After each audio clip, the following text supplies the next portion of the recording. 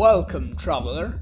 Today we'll be taking down dragons along with the one and only Havel the Rock. This is it. If you're interested, come take a peek into the cauldron. We get greeted by this Stone Cloud warrior with a dragon teeth to the face. Long ago, gone hollow, we find Havel locked up in a watchtower. He moves slowly, but is tougher than some bosses and packs an extremely heavy punch, along with being able to cast buffs on himself to make him even more resilient. We know that he was once a bishop, leading his knights equipped with his same armor to battle along with Gwyn during the war with the everlasting dragons. We also know that his hatred for dragons runs deeper than even Gwyn's. He never accepted Sith being part of the Empire, and his aversion to magic wasn't helping. We can guess he led a conspiracy against him, but was found out and locked away as punishment. Havel was a bishop, a faith leader, and a Knight Order Grand Master as well. He fought against the tyranny of dragons to give gods and humans a chance to rule for themselves, making himself a white creature. He also hates magic and all that's unnatural. He wasn't able to look away from Sith's abominable experiments and risked it all to put an end to them.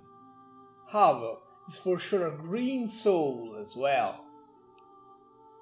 For 3 double green and double white, Havel the Rock is a 6/6 legendary creature human cleric.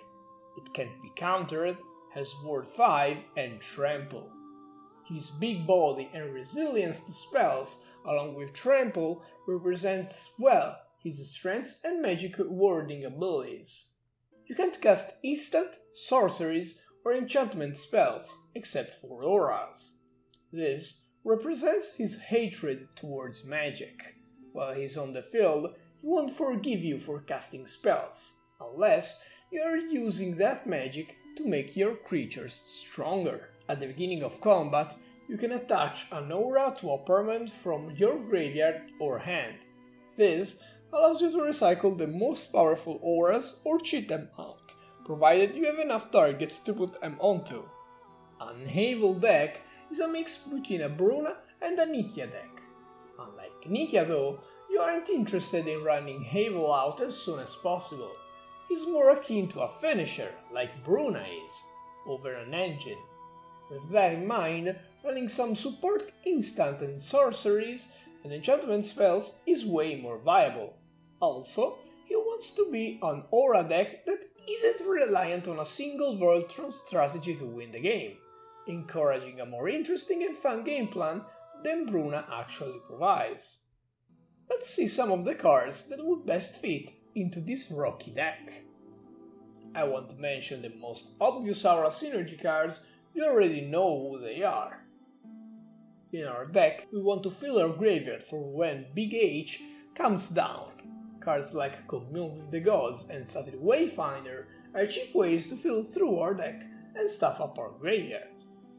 Note that Havel can attach auras to any permanent, not just creatures and not just yours. This allows us to recycle removal auras like Kenrith's Transformation and even ramp like Overgrowth. We never really care about holding in hand the most expensive of our auras. Cards like Anvil of Bogardan and Chivalric Alliance can be solid options to loot them away for additional value. To make sure our board is full of creatures with little effort, cards like One with the Kami and Pollen Bright Wings will help us generate a ton of bodies to enchant with our commander in the form of auras themselves, which we can recycle as well. Constellation is a great mechanic for our deck. Our commander can trigger it a ton of times at once with his triggered ability.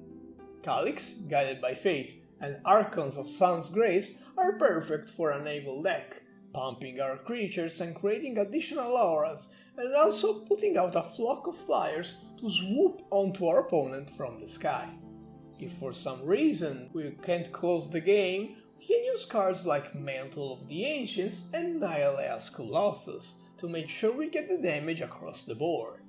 Since Havel says up to, we can reanimate just the Mantle of the Ancients onto him, and with that, we can swing up Havel with all the auras at once and swing for a little commander damage attack. Nameless Colossus, in a similar way, can use her constellation triggers to make multiple creatures lethal threats all at once. We can let the rock rest now. If you enjoyed the video and wanna see more, please consider liking and subscribing. Leave a comment to let me know which character you wanna see next. This was If. Thanks for watching.